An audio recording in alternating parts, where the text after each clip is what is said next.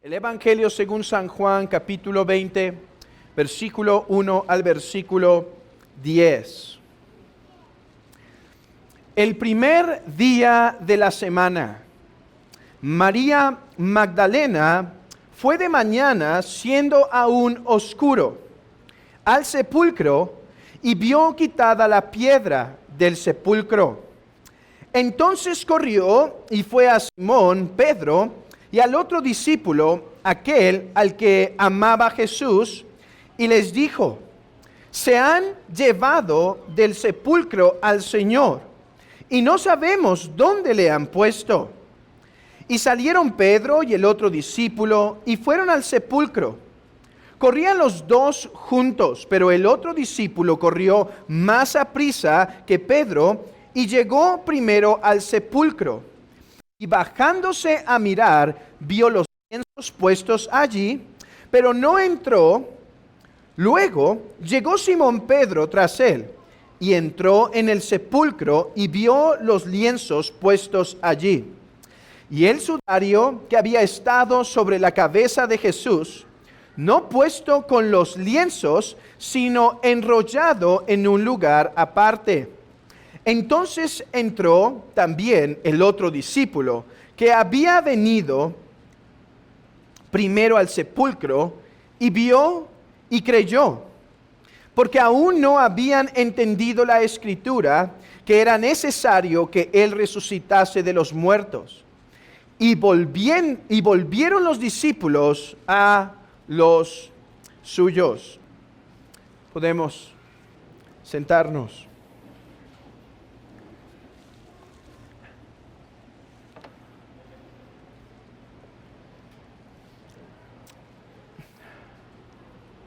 Al leer con atención los versículos 1 al 10, una cosa debe quedar clara en nuestra mente.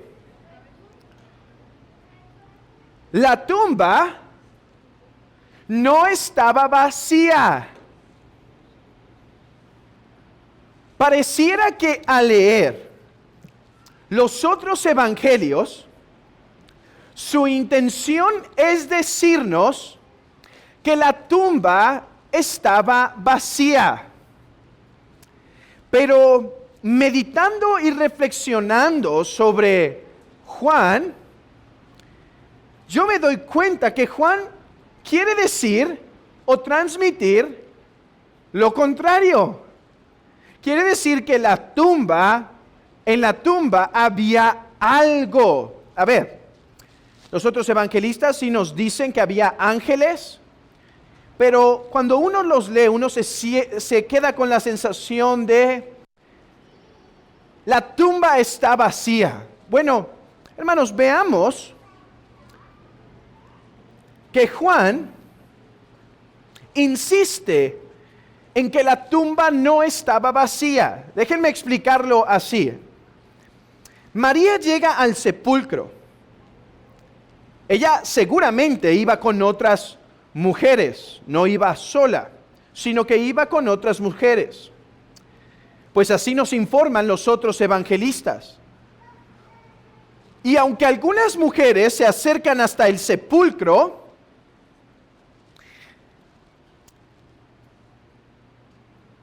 incluso entran, María Magdalena es movida a actuar inmediatamente, ni siquiera entra y corre a decir a Pedro y a Juan lo que había sucedido. ¿Qué había sucedido? ¿Qué vio ella? ¿Qué vio ella que le hizo correr? Bueno, vio que la piedra estaba removida. En el Evangelio de Marcos se nos dice que cuando iban camino a la tumba, muy temprano en la mañana, ellas estaban preocupadas de cómo es que podían llevar estas especies y esencias al Señor Jesucristo si había esa gran piedra, una que era removida en un canal, que se movía en un canal. Bueno, resulta que para su sorpresa, cuando llegaron, la piedra estaba removida, pero eso no parecieron tan buenas noticias. ¿Por qué? Porque en su mente eso significaba que alguien había tomado el cuerpo de Jesús. O sea, consideraban el problema, pero no imaginaban la solución. Déjenme, niños, déjenme explicarles lo que pudo haber sentido María. Déjenme explicárselos así. Imagínense que ustedes tienen una cajita con un precioso secreto. ¿Qué es ese secreto? Es secreto, solo ustedes lo saben, ¿sí? Pero un día resulta que pierden la llave de la cajita. Y dicen, caramba, ¿ahora cómo podré abrir mi cajita? Pero van caminando y alcanzan a ver entre la puerta que su cajita ya está media abierta. ¿Sentirían felicidad o preocupación? ¿Sentirían felicidad o preocupación? Yo creo que la mayoría preocupación. ¿Por qué? Porque si había un secreto tan secreto ahí, y ahora, ya se abrió la cajita, alguien ya sabe ese secreto. Bueno, eso era lo que seguramente pasó por la mente de María Magdalena. ¿Ok? ¿Cómo vamos a mover la piedra? Es difícil, pero una vez que la ven removida, ¿qué hace? Se espanta y corre. Y corre a decir esto a Pedro y Juan. Bueno, Pedro y Juan avanzan, van hacia el sepulcro. Juan toma la delantera. Algunos dan alguna enseñanza espiritual aquí. Es porque Juan iba a ser principal entre los apóstoles y por eso tomó la delantera. Pero resulta que ¿quién llegó al final primero hasta el sepulcro? Entonces ven la primacía de Pedro. Ahí está. Yo no creo que es el propósito del texto. Simplemente Juan era más joven y podía correr con más libertad. Bueno, aquí viene el punto. Vean que lo que ocurre a partir del versículo 5 en adelante es la insistencia de Juan que el sepulcro no estaba vacío. Versículo 5. Pedro y Juan, e inclinándose para mirar adentro, voy a leer otra versión, la Biblia de las Américas para mí es más clara aquí, pero ustedes mantengan su Biblia de todos modos en Juan 20:5. Dice, e inclinándose para mirar adentro, vio las envolturas de lino puestas allí, pero no entró. Bueno, es un poco diferente a nuestra Reina Valera, pero dice prácticamente lo mismo. ¿Qué vio? Los lienzos, ¿cierto? Bueno, Juan no entra. Juan parece que se inclina y solamente alcanza a ver los lienzos. Pedro, que iba más atrás, llega y sí se introduce. Algo que está muy de acuerdo al carácter de Pedro, ¿no es cierto? Ese apóstol explosivo que toma la delantera, que es pronto para actuar. Y a veces eso es bueno y a veces eso es malo. A veces es bueno porque si lo hizo bien, lo hizo muy bien, pero a veces es malo porque si lo hizo mal, lo hizo muy mal. Algunos dicen de Lutero algo semejante. Dicen que Calvino cortaba con bisturí, pero Lutero con hacha. A ver, si vas a tumbar un árbol, ¿qué te sirve más, el bisturí o el hacha? Pero si vas a operar a alguien, pues ahí es cuando Lutero era peligroso. Bueno, a veces esto concuerda con el carácter de Pedro. Diferentes apóstoles, diferentes caracteres.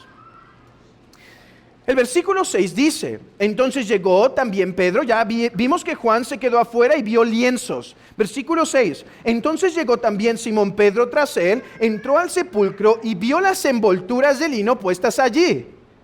Y el sudario que había estado sobre la cabeza de Jesús, no puesto con las envolturas de lino, sino enrollado en un lugar aparte.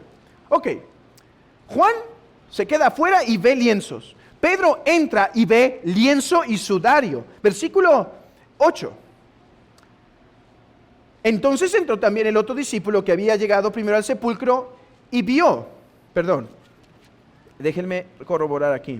Sí. Y vio nuevamente contempla algo.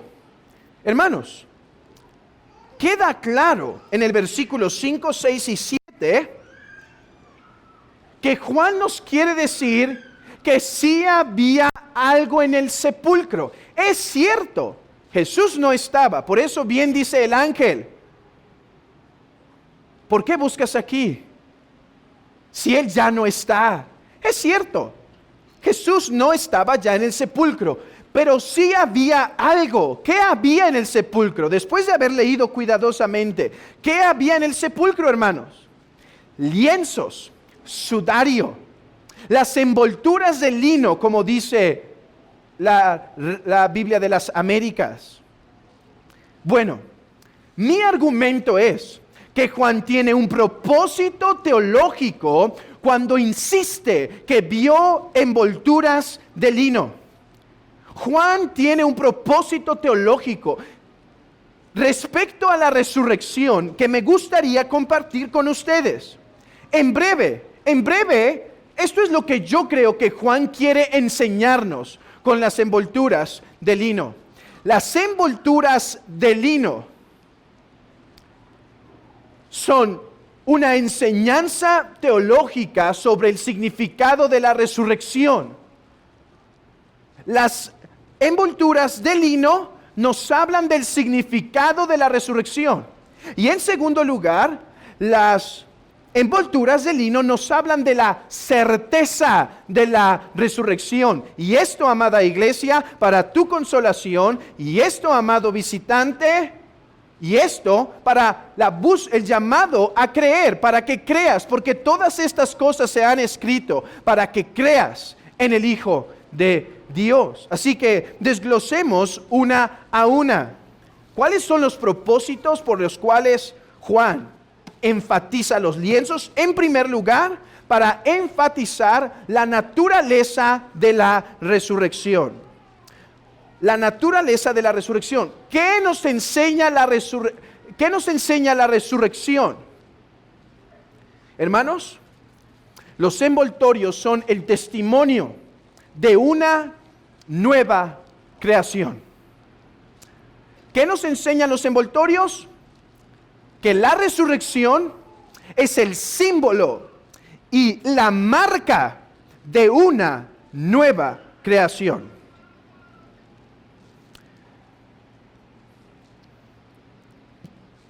¿Por qué digo esto? Hermanos,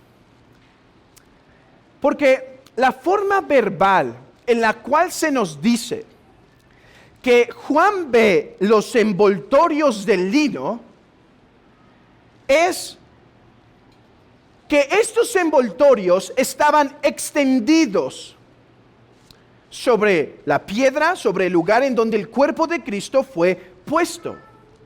Esto es en lo que Juan está insistiendo.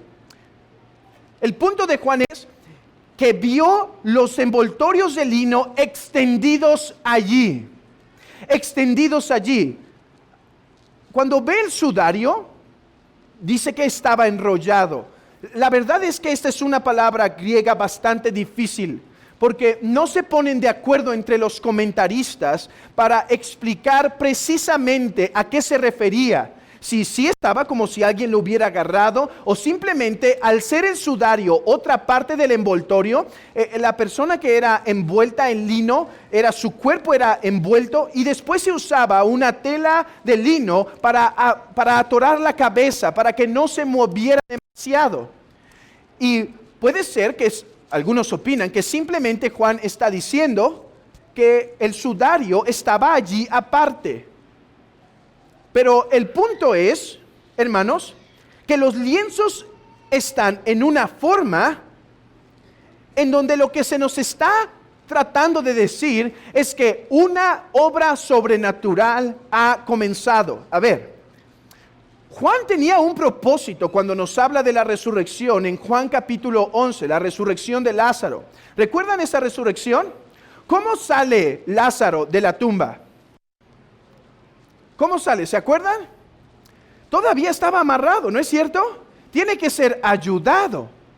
Tiene que ayudarles a quitarles esto. Bueno, hermanos, Eso no pasó en la resurrección de Cristo, porque la resurrección de Cristo es la inauguración de una nueva resurrección.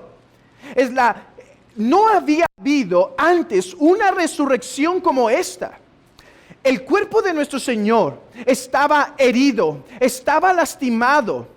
Había los latigazos de su espalda, los puñetazos de su rostro, los clavos, las marcas de los clavos, la corona de espinas, el costado herido.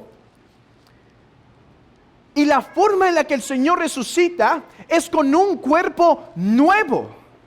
Me gusta lo que dice un predicador de antaño llamado John Stott. Él dijo esto: fue algún tipo de transmutación. O sea, el cuerpo, hermanos, de una forma sobrenatural, se renovó, se transformó. De manera que los lienzos quedaron acostados allí, mientras que el cuerpo de Cristo fue renovado. Cuando Juan dice que los lienzos estaban allí, nos está diciendo: esto no fue una resurrección como la de Lázaro. Esta fue una resurrección única. No había pasado antes. El cuerpo del Señor fue transformado. El cuerpo del Señor fue renovado. Y esto tiene mucho sentido con la forma en la que el apóstol Pablo habla de la resurrección en 1 Corintios 15, 42. Escuchen lo que dice Pablo. Así también en la resurrección de los muertos, se siembra en corrupción, resucita en incorrupción. Se siembra en deshonra, resucita en gloria. Se siembra en debilidad, resucita en poder. Se siembra en cuerpo animal, resucita en cuerpo espiritual. Hay cuerpo animal y hay cuerpo espiritual. He aquí, os digo un misterio: no todos dormiremos. Escuchen. Pero todos seremos transformados en un momento, en un abrir y cerrar de ojos, a la final trompeta, porque se tocará la trompeta y los muertos en Cristo serán resucitados incorruptibles y nosotros seremos transformados. Hermanos, ¿cómo será la resurrección en aquel día? No va a ser como la resurrección de Lázaro. Muchos cuerpos, hermanos, como cuerpo ya están desintegrados. Será un milagro, una transformación sobrenatural, donde el cuerpo de los santos será formado. Será formado, hermanos. Claro, habrá relación con nuestro cuerpo anterior, pero perfeccionado, transformado de una forma sobrenatural. Bueno, podría insistir más en esto, pero déjenme llevar ahora su pensamiento a lo siguiente: que Cristo resucitó de esta forma, que los lienzos estaban extendidos, nos habla de una resurrección sobrenatural, no como la de Lázaro, diferente a la de Lázaro. Esto, hermanos, nos está diciendo que es una creación distinta. Perdón, una resurrección distinta. Aquí sus mentes, hermanos, aquí sus mentes por un momento. En la mente judía, el día de la resurrección era símbolo de un cielo nuevo y tierra nueva. Cuando ustedes leen el profeta Isaías, por ejemplo, se habla de un momento, y el profeta se habla de un momento en donde los cuerpos serían sobrenaturalmente transformados y entonces iniciaría la nueva creación. Eso es lo que Jesús le dice a Marta y a María cuando están en el sepulcro de Lázaro. María, yo soy la resurrección y la vida. ¿Qué dice María? Sí, Señor, sé que mi hermano resucitará en el día postrero, cuando hagan todas las cosas nuevas. Pero ¿qué dice Jesús? No, María, yo soy la resurrección y la vida. El que cree en mí, como dice la Escritura. ¿Qué está diciendo Jesús? Es cierto, María, esperamos un día de la resurrección catastrófico, déjenme decirlos así, chocante. Pero, María, la resurrección en mí ha comenzado a suceder. A ver, ya han escuchado esta terminología antes en la iglesia, así que no debe ser extraño. Y si es un poco extraño, esfuércense para comprenderlo, amados hermanos y amigos, e intentaré ser lo más claro. Jesús estaba diciendo a María, María, el día de la resurrección ya comenzó, la nueva creación ya comenzó, aunque todavía no está consumada. Ya, pero todavía no. Ya se está iniciando, pero todavía no está consumada. Bueno, cuando Juan ve los lienzos ahí, está llamando a la iglesia a entender que la resurrección de Cristo significa una nueva creación. Creo que tengo algo para confirmar esto en el mismo capítulo. Abran sus Biblias en Juan 20. Juan 20, versículo 1. El primer día de la semana, María Magdalena. ¿Cuándo? A ver, hermanos, cuando alguien está leyendo el Evangelio de Juan, uno espera que la forma de contar de Juan aquí no va a ser así, sino va a decir 3 días después. Porque es como Juan suele hablar de los días. 7 días después, tantos días después. Bueno, aquí hubiera dicho 3 días después, pero ¿qué dice? El primer día de la semana. El primer día de la semana. ¿Por qué insiste Juan en esto? Déjenme explicarlos hablándoles de uno de los intentos de la Revolución Francesa. Seguramente ustedes han escuchado de esa guerra tan horrible de la Revolución Francesa. Fue una guerra ideológica fundada con principios marxistas por las élites de su tiempo. Pero bueno, luego podremos hablar de los problemas de esa situación. El punto es este. ¿Sabían que durante la Revolución Francesa se intentó hacer una semana de 10 días? ¿Habían escuchado eso? Eran 12 meses, cada mes con 30 días y cada mes con 3 semanas. Cada semana de 10 días. Esto duró por 14 años. Bueno, ¿cuáles fueron los resultados? Un gran fracaso. Francia tuvo que abolir eso en un momento y regresar al calendario tradicional. Bueno, ¿qué tiene que ver con esto? A ver, algo intentó hacer Francia en la Revolución Francesa con esto. ¿Qué intentó hacer?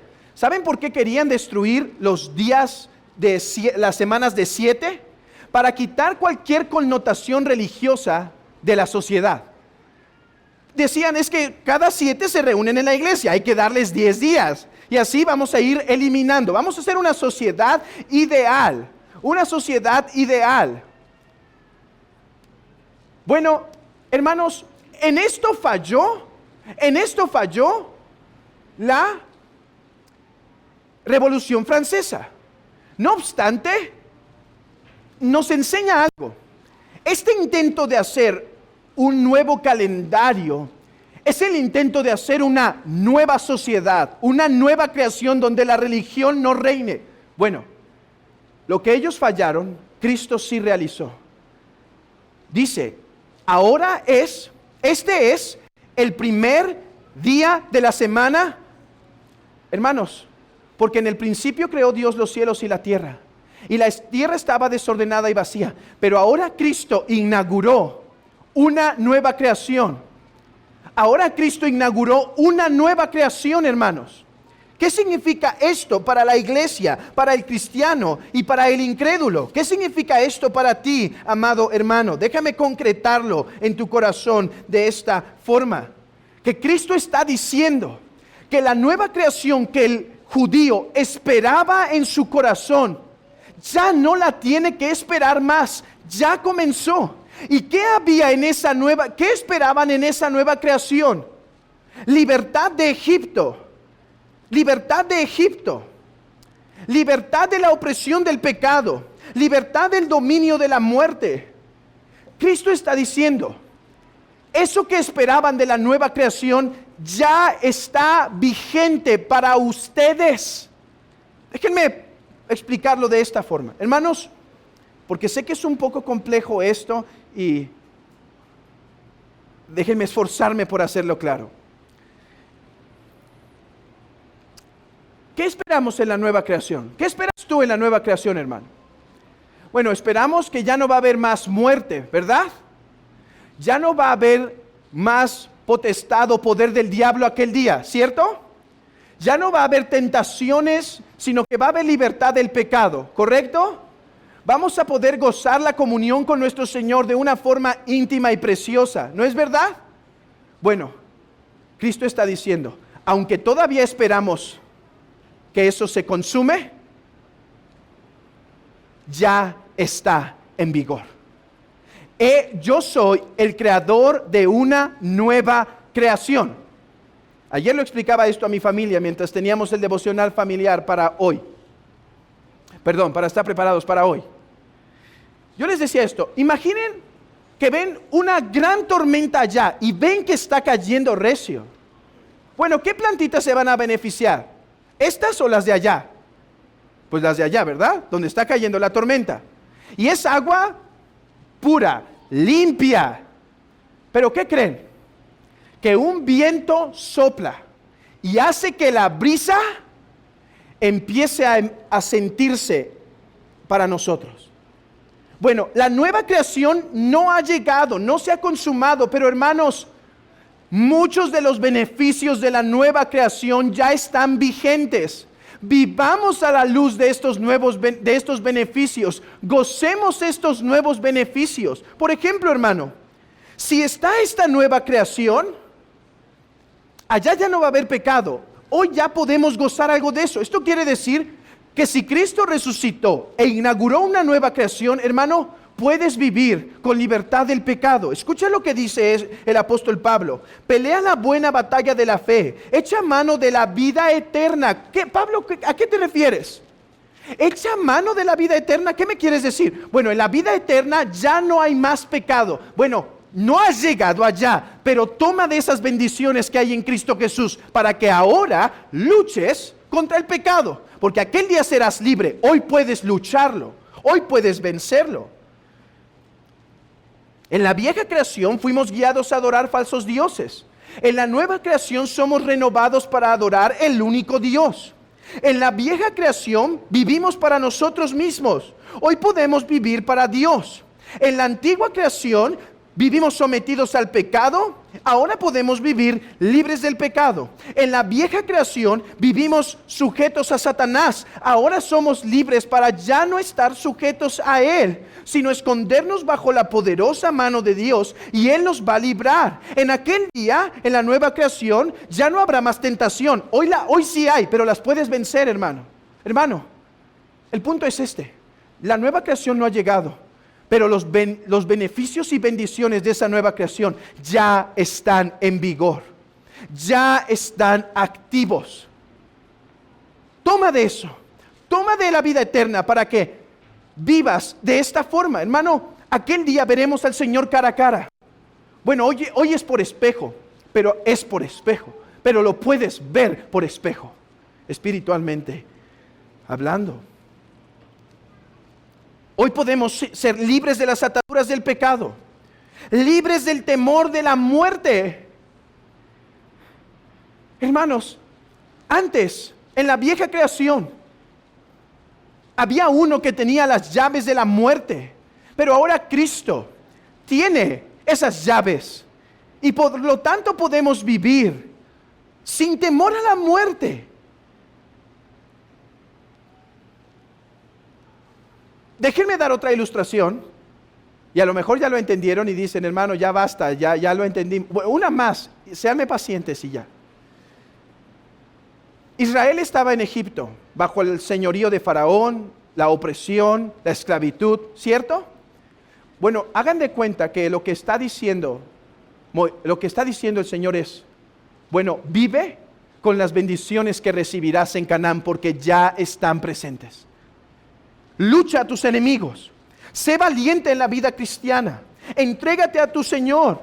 Hermanos, y es que esto tiene aplicación práctica para cada área y parte de nuestra vida, hermanos. Hermano, esto tiene aplicación para ti, para vivir tu día a día, para decir, Señor, enséñame a vivir con el valor de la vida venidera, con la pasión de la vida venidera, con la santidad de la vida venidera. Ayúdame a tomar de esa gracia que será revelada algún día, de esa santidad. Ayúdame a ser ese sacerdote, porque allá habrá un gran sacerdote que nos protegerá. Ahora ayúdame a mí a cuidar de mi familia, a cuidar de mi pequeña casa. Hermanas, esto es para ustedes, para que nos gocemos que estos poderes de la nueva creación ya están vigentes, para que vivamos con valor en nuestro hogar. Yo sé que para muchas hermanas el hogar no es una cosa fácil. Hay situaciones, quizá hijos incrédulos o esposo incrédulo, o al revés, quizá esposa. Pero hermanos, hoy podemos vivir bajo los poderes del siglo venidero. Hoy puedes vivir como Cristo vive. Hoy puedes comportarte, ser la imagen de Cristo en Él. Pero es que Él no hace esto, o ella no hace esto. Hermanos, pero nosotros podemos, porque los poderes del siglo venidero ya están vigentes.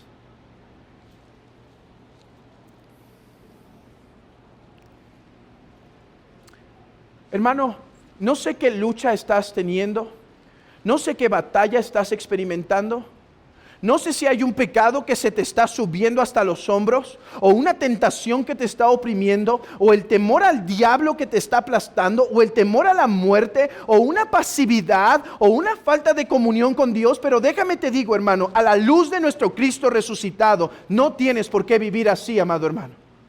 Porque Él resucitó y la nueva creación está inaugurada. Esto no depende de nosotros, sino de la gracia que es en Cristo Jesús. Para ti, amigo, ¿qué significa esto?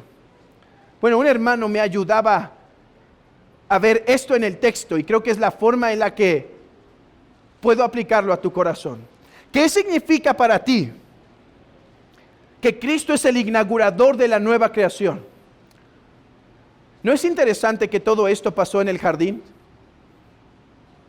A ver, hay un jardín, hay ángeles. ¿Dónde más hubo un jardín y ángeles? ¿Alguien se acuerda? Niños, ¿alguien se acuerda en qué parte de la Biblia, quizá en el principio, había ángeles y un jardín y un huerto? Hermanos, pero en aquella ocasión, Adán y Eva fueron expulsados del jardín. Y un querubín protector se paró con una espada de fuego para no dejarlos pasar. Bueno, Cristo es el inaugurador de una nueva creación. ¿Qué significa esto para ti, amigo? Niños, ¿qué significa esto para ustedes?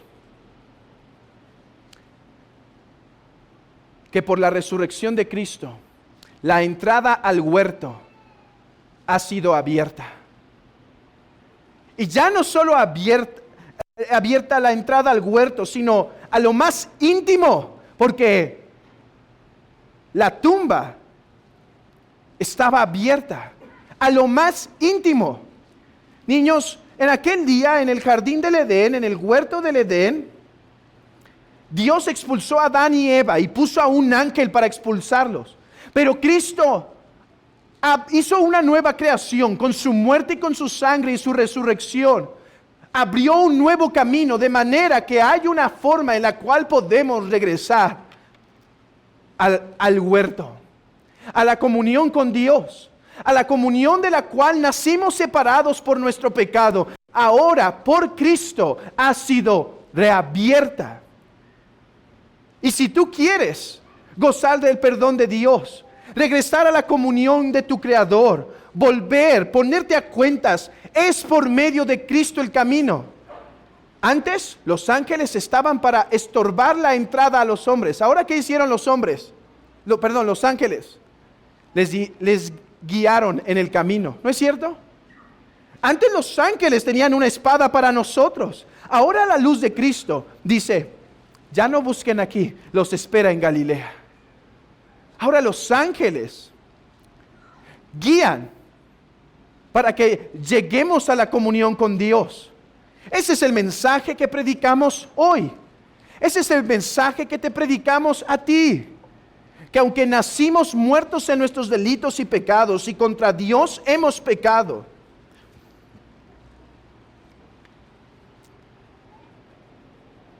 Cristo ha abierto el camino para nosotros. Hermanos, que podamos vivir a la luz de esta nueva creación. Ahora, pasemos al segundo punto y seremos más breve en este. ¿Cuál es el segundo punto? Bueno, lo primero es que los lienzos nos enseñan el significado de la resurrección de Cristo. ¿Y cuál es el significado de la resurrección de Cristo? Que la resurrección es símbolo de la nueva creación. Es manifestación de la nueva creación. Pero dije que además de decir esto, los lienzos también confirman la certeza de la resurrección. ¿Por qué? Bueno, hermanos, a través de los años han existido varias objeciones que se han hecho en contra de la resurrección. Por ejemplo, algunas fueron que los discípulos robaron el cuerpo. Pero hermanos, cuando conocemos a los discípulos, vemos que estos estaban temblando. Vemos que no eran este tipo de hombres de los cuales se habla o se intenta descalificar. De la misma forma, a veces se dice que entraron simplemente ladrones. Y es que saben que en este tiempo sí existía este problema en Israel, en Palestina, que algunas personas entraban a los sepulcros para robar. ¿Qué robaban? El lino. Porque para envolver a una persona se necesitaba mucho lino, algo que era caro en ese tiempo. Además, que se usaban hierbas caras para embalsamar al muerto. Ahora, ¿qué es lo interesante aquí? Hermanos, que eso es lo que estaba en el sepulcro. A ver, si entró un ladrón, ¿qué es lo que haría? Bueno, no se pone ahí a quitar el envoltorio, el lino. ¿Qué haría? Se lleva el cuerpo. Pero bueno, supongamos que se detuvo a quitar el lino. ¿Qué se lleva? ¿Pero qué es lo que estaba ahí? Por eso alguien dijo que de entre todas las pruebas de la resurrección de Cristo, esta es quizá una de las más fuertes, una de las más claras. Hermanos, Juan insiste, los lienzos estaban allí. Ahora, esto, hermanos, trajo seguridad a Juan de la resurrección. Esto trajo a Juan seguridad de la resurrección. ¿Por qué lo digo? Miren, hermanos, dice en el Evangelio que Juan llega primero, pero se queda afuera. Y dice que ve los lienzos. La palabra griega que se usa aquí es una que simplemente transmite que dio un vistazo. O sea, cuando llegó, observó el lugar y se dio cuenta que había lienzos. Pedro llega, baja y dice que vio los lienzos. La palabra griega es diferente a la primera. ¿Sí? Y esta palabra griega quiere transmitir la idea de observar. Ya se puso a contemplar por un momento. Hermanos, es que el lienzo estaba ahí con la forma del cuerpo y estaba observando y dice, ¿qué pasó? Bueno, Juan entra y dice que vio y creyó. Vio es otra palabra griega.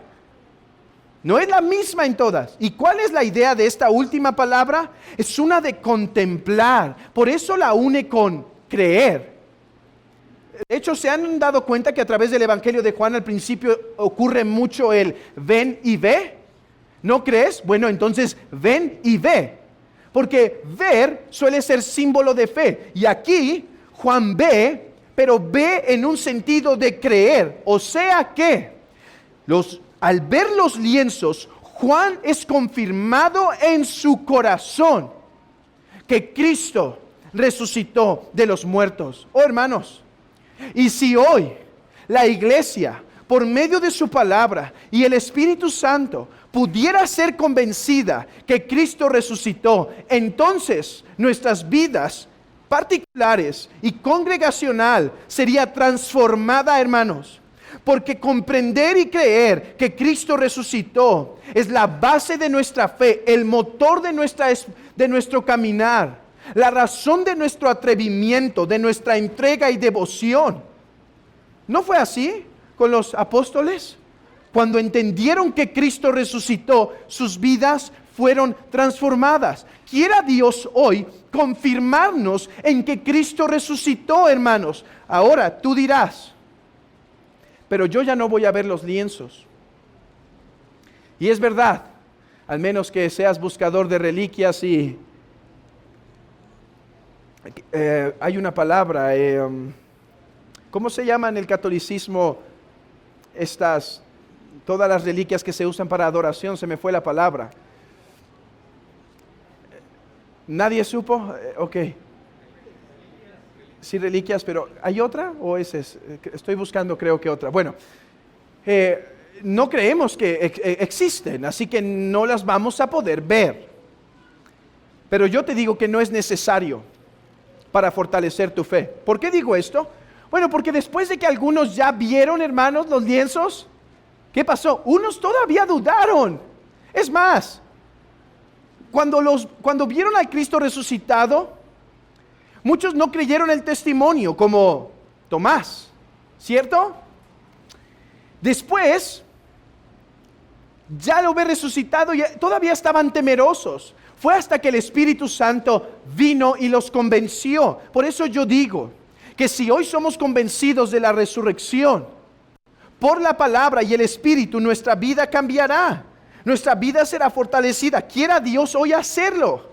Quiera hoy Dios confirmarnos que Cristo resucitó.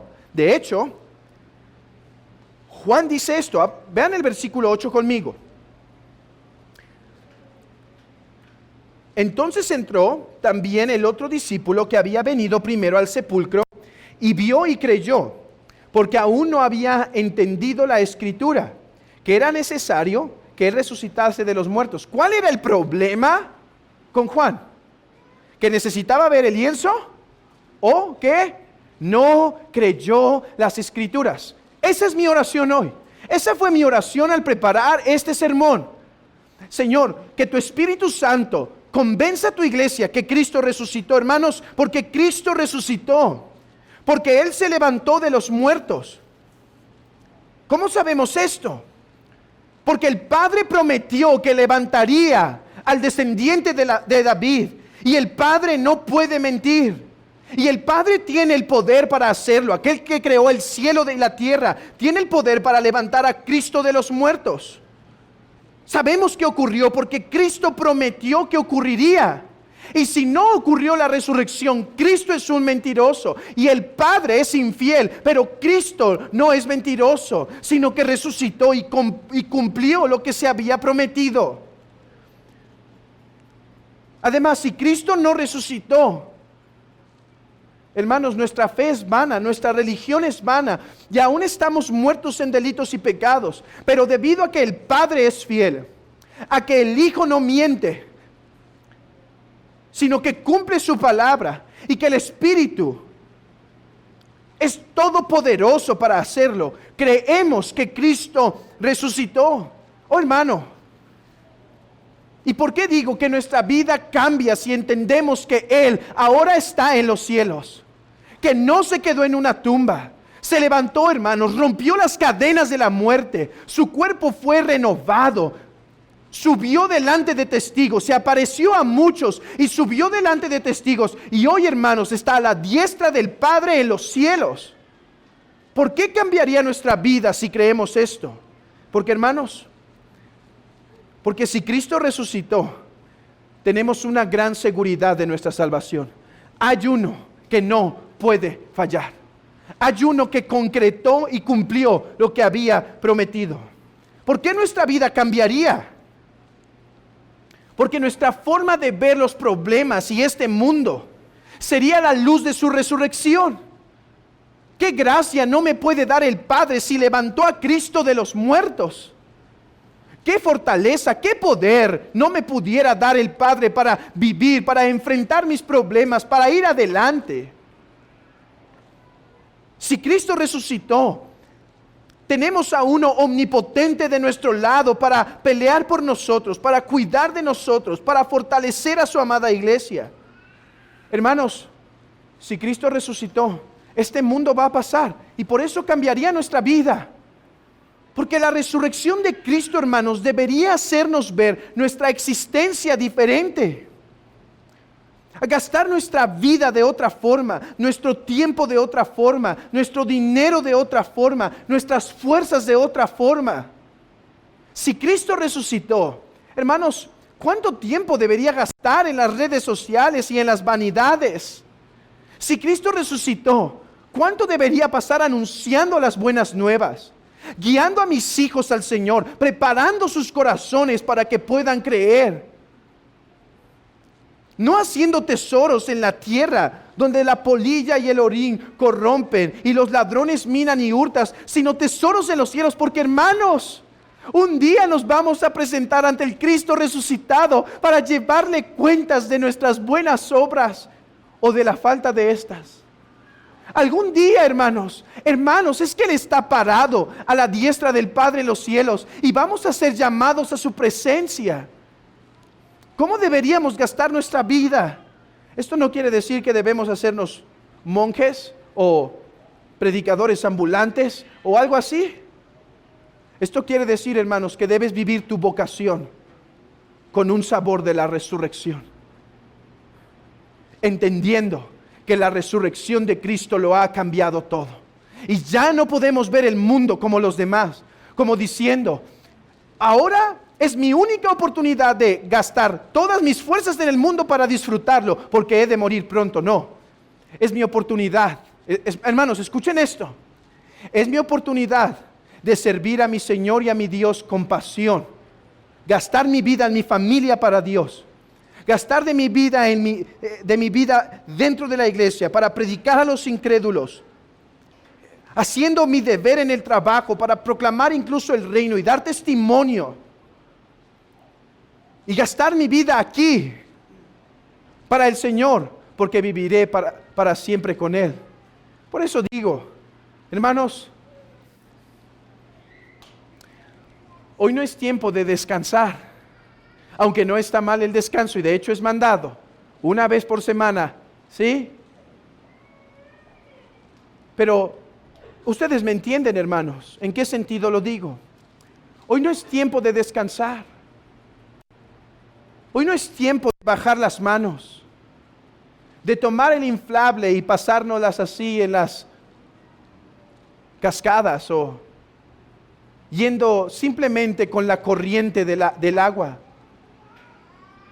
Hoy es tiempo de batallar, porque Cristo resucitó, porque su reino ha sido inaugurado. Hermanos, hoy es tiempo de desgastarnos, hoy es tiempo de sudar, hoy es tiempo de llorar, hoy es tiempo de lastimar nuestras rodillas, lastimar nuestra voz, lastimar nuestra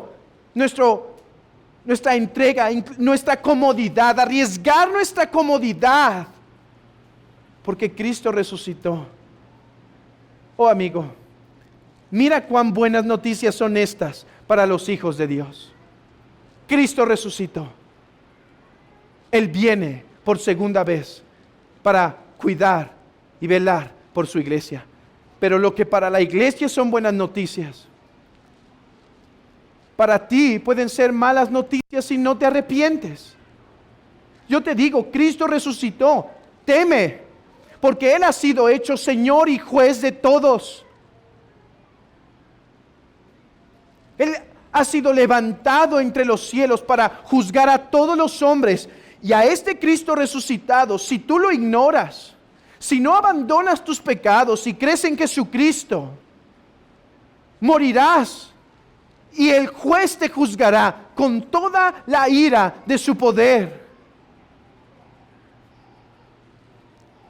De manera que lo que es buenas noticias para la iglesia, no son buenas noticias para ti, pero te digo esto, pero son buenas noticias mientras tengas vida. Pero son buenas noticias mientras respires, porque aquel que resucitó, que te da la vida y que te sostiene, te llama a cuentas con Él. te llama a arrepentimiento. Y si tú quieres, hoy puedes recibir el perdón de pecados, porque Cristo resucitó e intercede por todo aquel que se humilla ante el Padre. Y si tú entiendes que mereces el juicio de Dios y mereces el castigo de Dios, corre a Jesucristo y Él recibe a los pecadores. Él vino a salvar pecadores y mientras no venga por segunda vez, sigue dispuesto a salvar pecadores. Cree en el Señor Jesucristo y serás salvo. Que el Señor obre con su palabra en nuestros corazones.